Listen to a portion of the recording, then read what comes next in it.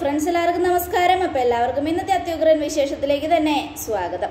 അങ്ങനെ രൂപയും CS-ഉം അകത്തേക്ക് കയറിയതും റിസപ്ഷനിൽ നിന്ന് അവർക്ക് റൂമിൻ്റെ കീയൊക്കെ കൊടുക്കുക. അങ്ങനെ അവർ റൂമിലേക്ക് പോയി. ഇതേ സമയം കിരണും കല്യാണിയും എത്തുകയാണ്. അവർ രണ്ടുപേരും എത്തിയതും കല്യാണി, എന്തായാലും അച്ഛൻ ഇവിടെ ഉണ്ടെന്നുള്ള കാര്യം ഉറപ്പാ, വാ നമുക്കും അകത്തേക്ക് പോവാം എന്നും പറഞ്ഞുകൊണ്ട് അവരും അകത്തേക്ക് കയറിയതും നേരെ റിസപ്ഷനിൽ ഹായ് സാർ, വെൽക്കം എന്നൊക്കെ പറഞ്ഞുകൊണ്ട് അവരിങ്ങനെ സ്വീകരിക്കുകയാണ്. ഈ സമയം കിരണും കല്യാണിയും കൂടെ ഞങ്ങളൊരു റൂം വിളിച്ച് പറഞ്ഞിരുന്നു. ഉണ്ട് സർ, റൂം 212. ശരി, എന്നാ താക്കോല്. അപ്പോൾ റിസപ്ഷൻ ബോയും നമ്മുടെ എന്താ പറയുക കിരണും കല്യാണിയും കൂടെ മുറിയിലേക്ക് പോവുക. ജസ്റ്റ് മിസ് രൂപയും CS-ഉം കൂടെ അങ്ങ് കയറിയതും കിരണും കല്യാണി ദേ വരുന്നു. കണ്ടില്ല എന്ന മട്ടില്. അപ്പോൾ CS-ന്റെ റൂമിന്റെ തൊട്ടപ്പുറത്ത് തന്നെയാണ് കിരണും കല്യാണിയും റൂം എടുത്തിരിക്കുന്നത്. ഈ സമയം അകത്തേക്ക് കയറിയതും ബോയ്ക്ക് കിരൺ കാശൊക്കെ കൊടുക്കുക. അതിനുശേഷം താങ്ക് യു സാർ എന്നൊക്കെ പറഞ്ഞാൽ അയാൾ പോയി. കല്യാണി നന്നായിട്ടൊന്ന് ഫ്രഷ് ആവണം, അതിനുശേഷം നമുക്ക് അച്ഛനെ അന്വേഷിച്ചിറങ്ങാം. മതി കിരണേട്ടാ, ഇന്ന് എന്തായാലും കാർന്നോരുടെ കള്ളം പൊളിക്കണം എന്നും പറഞ്ഞുകൊണ്ട് കിരൺ ഇങ്ങനെ ഭയങ്കര ത്രില്ലിൽ നിൽക്കുക. ഈ സമയം പിന്നീട് കാണിക്കുന്നത് രാഹുലിനെയാണ്. തലയ്ക്ക് ഭ്രാന്ത് പിടിച്ച അവസ്ഥയിൽ രാഹുൽ ഇങ്ങനെ ഇരിക്കുക, സരയുവിനെയും കാത്ത്. സരയു എങ്ങനെയെങ്കിലും വന്ന് ആ ജ്യൂസ് ഒന്ന് എടുത്ത് കുടിക്കണമെന്നുള്ള ആഗ്രഹമാണ് രാഹുലിന്. അപ്പോഴേക്കും സരയും ഷാരി എത്തി. ഓ, എന്തൊരു ചൂടാ അല്ലേ മോളെ? അതെ അമ്മേ, ഭയങ്കര ചൂട്, ഇതുപോലൊരു ചൂട് ഞാൻ ഇതുവരെ കൊണ്ടിട്ടില്ല എന്ന് പറഞ്ഞോണ്ടൊക്കെ രണ്ടുപേരും കയറി. നിങ്ങളിതെങ്ങനെ ഇവിടെ എത്തി? അത് പിന്നെ പ്രത്യേകം പറയണോ അമ്മേ, മനുവേട്ടൻ പിടിച്ചുകൊണ്ട് നിർത്തിയതായിരിക്കും. അല്ലെങ്കിലും ഒരാളുടെ സഹായം ഇല്ലാതെ അച്ഛനിങ്ങനെ ഇറങ്ങി വരാൻ പറ്റില്ലല്ലോ. പിന്നെ എന്നാരും പിടിച്ചുകൊണ്ടതൊന്നുമല്ല, ഒരു മുറിയിലിരുന്ന് ശ്വാസം മുട്ടിയപ്പോൾ പതുക്കെ ഇങ്ങ് ഇറങ്ങിയതാ. തലക്കിട്ടല്ലേ അടി കൊണ്ടത്, അതുകൊണ്ട് ഒന്നും ഓർമ്മയുണ്ടായില്ല. ഞങ്ങൾ പോകുന്നത് വരെ നടക്കാൻ കൂടെ പറ്റാത്ത അച്ഛനെങ്ങനെയാ അവിടെ നിന്ന് ഇറങ്ങി വരുന്നത്?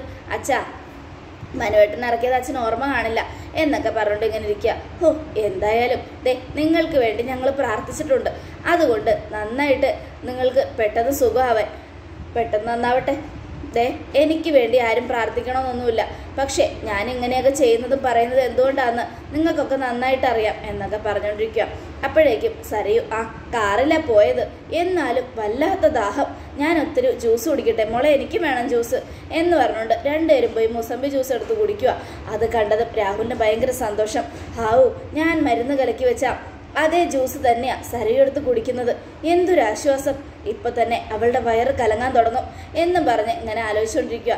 അപ്പോഴേക്കും ജ്യൂസ് കുടിച്ചിട്ട്, നിങ്ങൾ എന്താ മനുഷ്യ ഈ ആലോചിച്ചുകൊണ്ടിരിക്കുന്നത്? നിങ്ങൾക്ക് വേറെ പണിയൊന്നുമില്ല, പോയി കിടന്നുറങ്ങാൻ നോക്ക്. വയ്യാതിരിക്കണോണ്ട് പോയി വല്ല റെസ്റ്റും എടുക്ക് എന്നൊക്കെ പറയുവാണ്. അത് കേട്ടതും, അതേടി ഞാൻ ഇന്ന് റെസ്റ്റ് എടുത്തോണ്ടിരിക്കണാണല്ലോ നിൻ്റെയൊക്കെ ഇഷ്ടം. കുളിച്ചിട്ടുമില്ല, അതുകൊണ്ട് എന്തോ പോലെ. എന്നാൽ പിന്നെ ഈ പ്രസാദനോട് അതല്ലേ പറഞ്ഞത് കുളിച്ചിട്ടില്ല എന്ന്. കുളിച്ചാലും കുളിച്ചില്ലെങ്കിലും കാര്യമൊന്നുമില്ല. നിങ്ങളുടെ തലയിൽ വെള്ളം വീണാലും നിങ്ങളുടെ തലയിൽ ചൂട് മാറില്ല, പ്രാന്തും മാറില്ല. അതുകൊണ്ട് ഇപ്പോൾ പറഞ്ഞിട്ട് കാര്യമൊന്നുമില്ല. എന്താടി നീ പറഞ്ഞത്? ഇനിയിപ്പോൾ എൻ്റെ മെക്കിട്ട് കയറണ്ട. മനുവേട്ടൻ ഇവിടെ ഉണ്ടായിരുന്നോ എന്നും സരയു. ഞാനിവിടെ ഉണ്ടായിരുന്നു മോളൂ. പുറത്തോട്ട് ഇറങ്ങിയ തല്ലാനും കൊല്ലാനും ആൾക്കാരിങ്ങനെ ലൈൻ നിൽക്കുമല്ലേ, അതുകൊണ്ട് എവിടെയും പോയില്ല, ഇവിടെ തന്നെയുണ്ട്. അല്ല, മനുവേട്ടനാണോ അച്ഛനെ പിടിച്ച് ഇവിടെ കൊണ്ട് നിർത്തിയത്? അത് പിന്നെ മുകളിൽ കിടന്ന് ഒരേ ബഹളം, താഴേക്ക് ഇറങ്ങി വരണമെന്ന്. അപ്പം പിന്നെ വേറെ വഴിയില്ലാതെ ഞാൻ കൊണ്ട് നിർത്തിയതാ. എന്ത് ചെയ്യാനാ മോള്, വാശി പിടിക്കുമല്ലേ, ചെറിയ കുട്ടികളെ പോലെ വാശി. എൻ്റെ വാശിയൊന്നും നീ പറയണ്ടടാ. എൻ്റെ മനസ്സിലെ പ്രശ്നം എന്താണെന്നും എനിക്കിപ്പോൾ എന്താ സംഭവിച്ചതെന്നും ഞാൻ ഏറ്റവും കൂടുതൽ ഇങ്ങനെയൊക്കെ സംസാരിക്കുന്ന എന്തിനാണെന്ന് നന്നായിട്ട് അറിയാവുന്നത് നിനക്ക് മാത്രമാണ്. ഇവനറിയാം എല്ലാ കാര്യങ്ങളും. അതെങ്ങനെയാ എൻ്റെ മനുവേട്ടൻ അറിയുന്നത്? അച്ഛന് വയ്യാത്തത് കൊണ്ടാണ് ഞങ്ങൾ പ്രാർത്ഥിക്കാനായിട്ട് അമ്പലത്തിലേക്ക് പോയത്. എന്നിട്ടും അച്ഛൻ എൻ്റെ മനുവേട്ടനെ കുറ്റപ്പെടുത്തിയ എനിക്കത് സഹിക്കാൻ പറ്റില്ല എന്നും പറഞ്ഞുകൊണ്ട് സരയും മുകളിലേക്ക് കയറിപ്പോ. മോള് വാ മോളെ, നമുക്ക് പോവാമെന്നും പറഞ്ഞുകൊണ്ട് ശാരിയും വിളിച്ചുകൊണ്ട് പോവുകയാണ്. അങ്ങനെ അവർ രണ്ടുപേരും പോയി. അവർ പോയി കഴിഞ്ഞത് മനോഹർ, അമ്മായി അച്ഛോ, ഇനിയിപ്പോൾ എന്തൊക്കെ പറഞ്ഞിട്ടും കാര്യമില്ല. അമ്മായിയച്ഛൻ്റെ മകള് അല്ല, എൻ്റെ ഭാര്യയും എൻ്റെ അമ്മായിയമ്മയും നിങ്ങളെ വിശ്വസിക്കാൻ പോകുന്നില്ല, എന്നെ മാത്രമേ വിശ്വസിക്കൂ. കാരണം അവരുടെ മനസ്സിൽ നിങ്ങൾ വെറും ഭ്രാന്തൻ. അതുകൊണ്ട് എന്തൊക്കെ പറഞ്ഞിട്ടും കാര്യമില്ല എന്നും പറയാണ്. ഇത് കേട്ടതും, നീ ഒന്നും മിണ്ടണ്ട, നീ കൂടുതലൊന്നും മിണ്ടണ്ട, നീ ഒറ്റൊരുത്തൻ കാരണമാണ് എനിക്കിതൊക്കെ സംഭവിക്കുന്നത്. എന്നെ സമനില തെറ്റിയവനാക്കിയത് പോലും അതുകൊണ്ട് തന്നെയാ. അമ്മായിയച്ചോ, ഞാനല്ലല്ലോ, അമ്മായിയച്ഛൻ തന്നെയല്ലേ ഓരോന്ന് വരുത്തി വയ്ക്കുന്നേ. പിന്നെ ഞാൻ ഒരു കാര്യം കൂടെ പറയാം. ഫ്രിഡ്ജിനകത്ത് ഇഷ്ടംപോലെ ജ്യൂസ് ഇരിപ്പുണ്ടായിരുന്നു, 3-4 തരം ജ്യൂസ്. അതിൽ അമ്മായിയച്ഛൻ മരുന്ന് കലക്കി വെച്ച ആ ജ്യൂസ് ഉണ്ടല്ലോ, അത് ഞാൻ അങ്ങ് എടുത്ത് കളഞ്ഞു. അത് കേട്ടതും രാഹുൽ ഞെട്ടലോടുകൂടെ മനോഹറിനെ നോക്കുക. എന്താ നോക്കുന്നേ? എൻ്റെ ഭാര്യയുടെ വയറ്റിൽ കിടക്കുന്ന കുഞ്ഞിനെ കളയാൻ വേണ്ടി നിങ്ങൾ കാണിച്ച ബുദ്ധി കൊള്ളാം. പക്ഷേ നിങ്ങൾ തോട് ചാടിയാലേ ഞാൻ 6 ചാടും. അതുകൊണ്ട് നിങ്ങൾ എന്തിനാ താഴേക്ക് വന്നതെന്നും ജ്യൂസ് എടുത്ത് മരുന്ന് കലക്കുന്നതും ഒക്കെ ഞാൻ കണ്ടു. എന്തായാലും എനിക്ക് ആൻറ്റിയുടെ സ്വത്തിൻ്റെ പകുതി കിട്ടാതെ എൻ്റെ സരയുവിൻ്റെ വയറ്റിൽ കിടക്കുന്ന കുഞ്ഞിനെ നിങ്ങൾക്കൊന്നും ചെയ്യാൻ പറ്റില്ല. അതുകൊണ്ട് സൂക്ഷിച്ചോ എന്നൊക്കെ പറഞ്ഞുകൊണ്ട് നമ്മുടെ മനോഹർ ഇങ്ങനെ അങ്ങോട്ട് പോവുക. ആ പ്ലാനും തെറ്റിയല്ലോ. ഇനിയിപ്പോൾ എന്താ ചെയ്യുക? ഇവനിവിടെ ഉണ്ടെങ്കിൽ അവൾക്കെതിരെ ഒന്നും ചെയ്യാൻ പറ്റില്ല. സരയുവിൻ്റെ വയറ്റിലെ കുഞ്ഞിനെ എങ്ങനെയെങ്കിലും ഇല്ലാതാക്കിയാലേ കാര്യമുള്ളൂ എന്നൊക്കെ പറഞ്ഞുകൊണ്ട് ഇങ്ങനെ ഇരിക്കുകയാണ്. ഈ സമയം പിന്നീട് കാണിക്കുന്നത് നമ്മുടെ CS-നെ രൂപയുമാണ്. അവർ രണ്ടുപേരും സംസാരിച്ചുകൊണ്ടിരിക്കുക. എന്തായാലും ഇനിയിപ്പോൾ അതിനെക്കുറിച്ചൊന്നും പറഞ്ഞിട്ട് കാര്യമില്ല. പാവം അഗസ്റ്റിൻ അച്ചായനാണെങ്കിൽ എൻ്റെ കാര്യം ഓരോന്ന് ആലോചിച്ചിട്ട് ഭയങ്കര ടെൻഷനാണ്. തന്നെ കാണണമെന്നും പറഞ്ഞ് വലിയ മോഹം. പിന്നെ തന്നെ ആദ്യമായിട്ട് അഗസ്റ്റിൻ അച്ചായൻ കാണുന്നത്. പിന്നെ ഞാനെപ്പോഴും പറയാറുണ്ട് എൻ്റെ ഭാര്യ നല്ല സുന്ദരിയാണെന്ന്. അതുകൊണ്ട് ഒരുക്കം ഒട്ടും കുറയ്ക്കണ്ടെന്നാണ് പറഞ്ഞത്. അതൊക്കെ എനിക്ക് മനസ്സിലാവും ചന്ദ്രേട്ടാ. ഞാൻ നന്നായിട്ട് ഒരുങ്ങും. ഈ സാരി നോക്കിയേ, ഇത് കല്യാണി മോളുടെ സെലക്ഷനാ. ആണോ? കൊള്ളാലോ. കല്യാണി മോളുടെ സെലക്ഷൻ ഒരിക്കലും തെറ്റില്ല. മോള് മിടുക്കിയ. സെലക്ഷൻ ചെയ്യാൻ മോക്ക് നന്നായിട്ടറിയാം. അതുകൊണ്ട് ഈ സാരി തന്നെ ഉടുക്ക്. ഇതുടുത്ത തന്നെ കാണാൻ നല്ല ഭംഗിയുണ്ടാവും എന്നൊക്കെ പറയണം.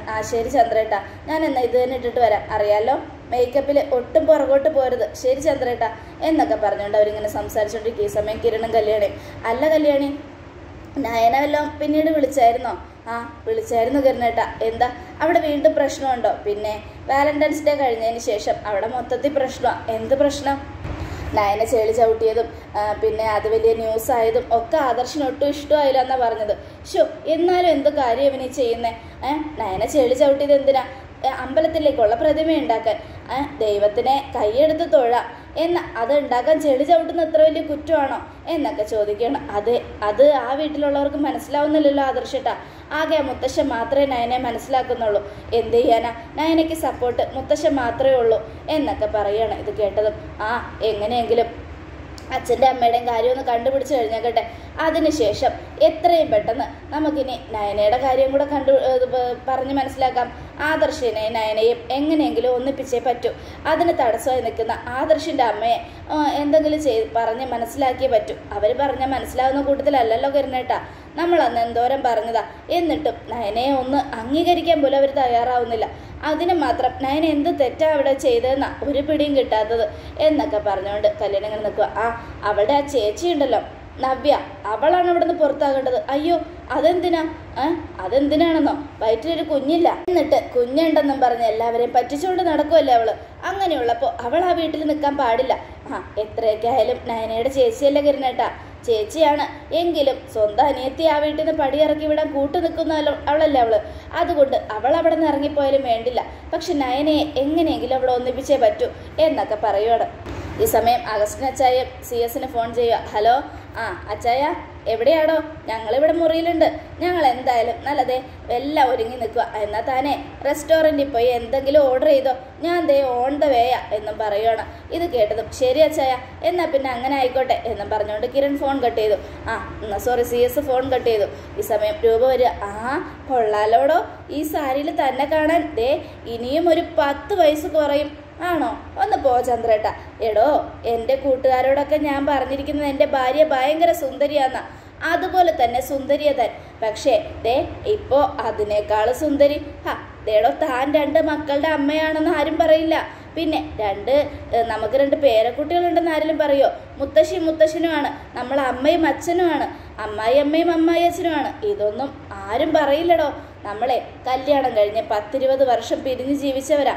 അങ്ങനെയുള്ളപ്പോൾ നമ്മളെ ആരെങ്കിലും പറയോ വയസ്സായിന്ന്? ഇല്ലടോ, നമ്മളിപ്പോഴും ചെറുപ്പം മാത്രം. ഒന്ന് പോ ചന്ദ്രേട്ടാ. ഈ ചന്ദ്രേട്ടൻ്റെ ഒരു കാര്യം ഏത് നേരം ഇങ്ങനെയുള്ള കാര്യങ്ങളൊക്കെ പറയുള്ളൂ. ചന്ദ്രേട്ടൻ എന്ത് പറഞ്ഞാലും എനിക്കത് രസാ എന്നും രൂപ ഇങ്ങനെ പറയാം. എന്തായാലും അഗസ്റ്റിൻ അച്ചായൻ ഓൺ ദ വേയാന്നാ പറഞ്ഞേ. ഞാൻ പോയി കഴിക്കാനുള്ള ഫുഡ് എന്തെങ്കിലും ഓർഡർ ചെയ്യാം. അപ്പോഴേക്കും താൻ ഇങ്ങ് പോര്. അപ്പോഴേക്കും അച്ചായനും എത്തും. നമുക്ക് ഒരുമിച്ചിരുന്ന് വല്ലതും കഴിക്കാം. അങ്ങനെ ആയിക്കോട്ടെ ചന്ദ്രേട്ടാ. എന്നാൽ ചന്ദ്രേട്ടൻ ചെന്ന് ഓർഡർ ചെയ്യാം. അപ്പോഴേക്കും ഞാൻ അങ്ങ് വരാം. കുറച്ചുകൂടെ മേക്കപ്പ് പൂർത്തിയാക്കാനുണ്ട്. ശരിയടോ. എന്നും പറഞ്ഞുകൊണ്ട് നമ്മുടെ CS വെളിയിലേക്ക് പോവുക. അപ്പോൾ ഇതേ സമയം കിരണും കല്യാണിയും പുറത്തിറങ്ങിയെന്ന് ഓരോന്ന് സംസാരിക്കുക. കല്യാണി എന്തായാലും അച്ഛനും അമ്മ ഇവിടെ ഉണ്ടാവുമെന്നൊന്നും അറിയില്ല, പക്ഷേ ടവർ നോക്കിയപ്പോൾ അവരിവിടെയാണ് കാണിച്ചത്. എന്തായാലും അവരിവിടെ ഉണ്ടായാൽ മതിയായിരുന്നു, ഇവിടെ കാണാൻ നല്ല രസമുണ്ടല്ലേ. അപ്പോഴേക്ക് കിരൺ നോക്കുമ്പോൾ കല്യാണി നോക്കിയേ, എന്താ കിരണേട്ടാ അച്ഛൻ്റെ കാറ്. അത് കണ്ടതും കല്യാണി അപ്പോൾ കിരണേട്ടൻ പറഞ്ഞത് സത്യമാണല്ലോ, അച്ഛൻ്റെ കാറാണല്ലോ ഇവിടെ വന്ന് കിടക്കുന്നത്. അത് തന്നെയാണ് ഞാൻ പറഞ്ഞത്. അപ്പോൾ അച്ഛൻ ഇവിടെ ഉണ്ട്. അച്ഛൻ ഇവിടെ ഉണ്ടെന്നുള്ളത് ശരി തന്നെ, പക്ഷെ അമ്മയുണ്ടെന്നുള്ള കാര്യത്തിൽ എന്താ ഉറപ്പ്? ഉണ്ടാവുമെന്നേ, അച്ഛനും അമ്മയും ഇവിടെ തന്നെ ഉണ്ടാവും, അതെൻ്റെ മനസ്സ് പറയുന്നുണ്ട് എന്നൊക്കെ പറഞ്ഞുകൊണ്ട് കിരൺ ഇങ്ങനെ പറയുകയാണ്. ഇത് കേട്ടതും നമ്മുടെ കല്യാണി ചിരിക്കുക. അച്ഛനും അമ്മയും ഇവിടെ വെച്ച് ഒരുമിച്ച് കണ്ടാൽ ഭയങ്കര സന്തോഷമാവും അല്ലേ കിരണേട്ടാ? അതേ കല്യാണി, അതെൻ്റെ ഏറ്റവും വലിയ ആഗ്രഹം എന്നൊക്കെ പറഞ്ഞുകൊണ്ട് കിരൺ ഇങ്ങനെ നിൽക്കുകയാണ്. അപ്പോഴേക്കും CS പുറത്തേക്ക് വരാൻ തുടങ്ങുമ്പോൾ ദേടാ കിരണും കല്യാണിയും, ഈശ്വര ഇവരെന്തിനാ ഇവിടേക്ക് വന്നത്? എൻ്റെ ഭഗവാനെ, ഞാനിനി എന്ത് ചെയ്യും? അഗസ്റ്റിൻ അച്ചായനെ കാണാതെ ഇന്നും മുങ്ങേണ്ടി വരുമെന്ന് തോന്നുന്നത്. ഈ വൃത്തികെട്ടവൻ എന്നെ ഫോളോ ചെയ്ത് തന്നെ നടക്കുക എന്നും പറഞ്ഞുകൊണ്ട് CS പെട്ടെന്ന് തന്നെ ഫോൺ എടുത്തു. ഹലോ രൂപേ, എന്താ ചന്ദ്രേട്ടാ? പേടിക്കണ്ട, ഞാൻ അങ്ങോട്ട് വന്നോണ്ടിരിക്കുക. കഴിഞ്ഞു, ചന്ദ്രേട്ടൻ ഓർഡർ ചെയ്തോ? എടോ താനിങ്ങോട്ട് വരണ്ട എന്ന് പറയാനാണ് ഞാൻ വിളിച്ചത്. എന്താ കാര്യം? കിരൺ മോനും കല്യാണി മോളും ഇവിടെ വന്നു നിൽപ്പുണ്ട്. എൻ്റെ അമ്മോ, കുഴപ്പമാവുമല്ലോ ചന്ദ്രേട്ടാ. കുഴപ്പമാവും. ഇനി അവർ നമ്മളെ കണ്ടോന്നൊന്നും അറിയില്ല, കണ്ടില്ലെങ്കിൽ കുഴപ്പമില്ല, കണ്ടാ പ്രശ്നമാണ്. ഞാൻ പറഞ്ഞില്ലേ, അവർ നമ്മുടെ പിന്നാലെ തന്നെയുണ്ട്. കിരണാണെങ്കിൽ അടങ്ങിയ ഒരു സ്ഥലത്തിരിക്കില്ല, നമ്മൾ എവിടെ പോകുന്നുണ്ട് വരുന്നുണ്ടോ എന്നൊക്കെ ഫോളോ ചെയ്ത് അന്വേഷിച്ചുകൊണ്ടിരിക്കുക. അതുകൊണ്ട് മൊത്തത്തിൽ കുഴപ്പമാവുമല്ലോ. ഈശ്വര, ഇന്നും അഗസ്റ്റിൻ അച്ചായനെ കാണാൻ പറ്റില്ല എന്ന് എനിക്ക് തോന്നുന്നേ. കുഴഞ്ഞല്ലോ ചന്ദ്രേട്ടാ. ആ അച്ചായൻ ഇനി ചന്ദ്രേട്ടനെ കുറ്റപ്പെടുത്തും, സംശയിക്കും. എന്താ ചെയ്യുക? എനിക്കറിയില്ലടോ എന്ത് ചെയ്യണമെന്ന്. ശരി, താനിപ്പോൾ റൂമിൽ തന്നെ ഇരുന്നോ, എന്തായാലും അവർ നമ്മളെ കണ്ടില്ലെങ്കിൽ കുഴപ്പമൊന്നുമില്ല എന്നൊക്കെ പറഞ്ഞുകൊണ്ട് CS ഫോൺ കട്ട് ചെയ്യുക. അപ്പോഴേക്കും കിരൺ വിളിച്ചു. അവൻ വിളിച്ചിട്ട് എടുത്തില്ലെങ്കിൽ പ്രശ്നവും. എന്താടാ എന്നും CS ചോദിക്കുക. അച്ഛൻ എവിടെയാ? ഞാൻ എവിടെ ഉണ്ടെങ്കിലും നിനക്ക് എന്താടാ എന്നും CS ചോദിക്കുകയാണ്. അത് കേട്ടതും അച്ഛാ എവിടെയുണ്ടെന്ന് പറ, ഇന്നലെ നാട്ടിൽ നിന്ന് മുങ്ങിയിട്ട് എവിടെ പൊങ്ങി എന്നും. അത് കേട്ടതും ഞാനിവിടെ അടുത്തൊരു ഹോട്ടലിലുണ്ട്. ഏത് ഹോട്ടലിൽ? അത് ഹോട്ടൽ സ്ട്രീറ്റ് ലൈനോ? ആ ഹോട്ടലിൽ തന്നെയാണല്ലോ ഞങ്ങളുള്ളത്. നിങ്ങളെന്താ ഇവിടെ? അത് ഞാനും കല്യാണി വെറുതെ ഒന്ന് ചുറ്റാൻ ഇറങ്ങിയതാ. ഞാനാണെങ്കിൽ എൻ്റെ കൂട്ടുകാരനെ കാണാൻ വന്നാടാ, ബിസിനസ് മീറ്റിങ്ങിന് വേണ്ടി. ആണോ? എന്നിട്ട് അച്ഛൻ എവിടെയാ ഉള്ളത്? ഞാൻ താഴേക്ക് വരാം എന്നും പറഞ്ഞുകൊണ്ട് CS അവരുടെ മുൻപിലേക്ക് വന്നു. കള്ള കാമുക, എന്താ നീ വിളിച്ചേ? കാമുക എന്നോ? അതെ. അല്ല അച്ഛൻ എന്താ ഇടയ്ക്കിടയ്ക്ക് നാട്ടിൽ നിന്ന് മുങ്ങുന്നത്? ബിസിനസ്സൊക്കെ വിട്ടു എന്ന് പറഞ്ഞിട്ട് ഇപ്പോൾ ഏത് നേരം നോക്കിയാലും ബിസിനസ് മീറ്റിംഗ് ആണല്ലോ. ഞങ്ങൾക്ക് ഇതിലെന്തോ സംശയമുണ്ട്. അത് കേട്ടതും എടാ നീ എന്താണ് ഇങ്ങനെയൊക്കെ പറയുന്നത്? കിരണേട്ടൻ പറയുന്നതിൽ സത്യമുണ്ടച്ചാ. ബിസിനസ്സൊക്കെ വിടാൻ പോവാണ്, എല്ലാം ഞങ്ങളെ ഏൽപ്പിക്കാമെന്ന് പറഞ്ഞിട്ട് അച്ഛൻ ഏത് നേരവും ബിസിനസ് മീറ്റിങ്ങിലാണല്ലോ. ബിസിനസ് മീറ്റിംഗ് എന്ന് പറഞ്ഞാൽ ഒരു അമേരിക്കക്കാരൻ ഫ്രണ്ടാ മോളെ, അവൻ എന്നെ കാണാനായിട്ട് ഇങ്ങോട്ട് വരിക, അമേരിക്കയിൽ നിന്ന് വരികയല്ലേ, അപ്പോൾ പിന്നെ കാണാൻ പറ്റില്ലെന്ന് പറയാൻ പറ്റില്ലല്ലോ. അതുകൊണ്ട് ഇവിടെ വന്ന് നിന്നതാ. ഈ കാർന്നോർക്കേ നല്ല മാറ്റമുണ്ട്, മുഖത്ത് വല്ലാത്ത കള്ള ലക്ഷണമുണ്ട്. അവിടെ നിന്ന് മുങ്ങി ഇവിടെ പൊങ്ങിയതിൻ്റെ കാരണം എന്താണെന്ന് എനിക്കറിയില്ല, പക്ഷെ എന്തായാലും കള്ളക്കാർന്നോരെ ഞാൻ കണ്ടുപിടിക്കും എന്താ സംഭവമെന്ന്. എന്താടാ നിനക്ക് പ്രശ്നം? അതെ, ആ അൺനോൺ നമ്പറുകാരി അച്ഛന് മെസ്സേജ് അയക്കാൻ തുടങ്ങിയപ്പോൾ മുതലുള്ള മാറ്റമാണ്. എന്താ അച്ഛൻ്റെ ജീവിതത്തിൽ എന്താ സംഭവിച്ചത്? എൻ്റെ അമ്മയെ മറന്ന് ആ അൺനോൺ നമ്പറുകാരിയുടെ പിന്നാലെ പോകാനൊരുങ്ങുകയാണോ? കിരണേ, നീ വെറുതെ ഇങ്ങനെയൊന്നും സംസാരിക്കരുത് കേട്ടോ, ഇതെനിക്ക് സഹിക്കാൻ പറ്റാത്തതാ എന്നും CS പറയുക. പ്രത്യേകിച്ച് കല്യാണി മോളുടെ മുൻപിൽ വെച്ച്. കിരണേട്ടൻ പറഞ്ഞതിൽ എന്താ തെറ്റ്? അച്ഛനിപ്പോൾ അങ്ങനെ തന്നെയാ, ആകെ മൊത്തത്തിൽ മാറിപ്പോയി. ഒന്ന് മോളെ, ഞാൻ പറഞ്ഞില്ലേ ഞാൻ എൻ്റെ ഫ്രണ്ടിനെ കാണാനായിട്ട് വന്നതാ. എന്ത് ചെയ്യാനാ, അവൻ ഈ ഹോട്ടലിലേക്ക് വരാൻ പറഞ്ഞു, ഞാൻ വന്നു. എന്നിട്ട് ഫ്രണ്ട് അവിടെ? അവൻ ഓൺ ദ വേ ആണെന്ന് പറഞ്ഞു. അവനെ കാണാനാണ് ഞാൻ പുറത്തേക്ക് ഇറങ്ങിയത്. അല്ല അച്ഛൻ്റെ മുറിയിൽ ഒറ്റയ്ക്കേ ഉള്ളൂ? ഞാൻ ഒറ്റയ്ക്കേ ഉള്ളൂ. എന്നാ പിന്നെ സത്യം പറ എന്നും പറയുകയാണ് കിരൺ. എടാ ഞാൻ ഒറ്റയ്ക്കേ ഉള്ളൂ, കൂട്ടുകാരൻ വന്നാലേ കൂട്ടുകാരനായിട്ടും ഉണ്ടാവുള്ളൂ എന്നൊക്കെ പറയുകയാണ്. അത് കേട്ടതും എന്നാ പിന്നെ ഒരു കാര്യം ചെയ്, അച്ഛൻ ഏത് റൂമിലാണ് ഉള്ളതെന്ന് പറ, റൂം നമ്പർ പറ. അത് കേട്ടതും CS ഞെട്ടി. ഈശ്വര, ഞാൻ എങ്ങനെ റൂം നമ്പർ പറയും? റൂമിനകത്ത് രൂപ ഇരിക്കുകയാണല്ലോ, എന്താ കാരണവരൊന്നും മിണ്ടാത്തെ?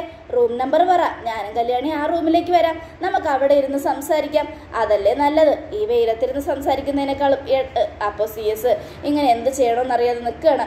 അതോടുകൂടെ എപ്പിസോഡ് അവസാനിക്കുകയാണ്. നാളത്തെ ഒരു തകർപ്പൻ വിശേഷത്തിനായിട്ട് കാത്തിരിക്കുക പ്രേക്ഷകരെ. നമ്മുടെ കിരണും കല്യാണിയും CS-ന്റെ കള്ളത്തരം കയ്യോടെ പൊക്കും. അപ്പോൾ എല്ലാവർക്കും ഒരിക്കൽ കൂടെ നല്ലൊരു ദിവസം തന്നെ ആയിക്കോട്ടെ. Good afternoon friends. Thank you.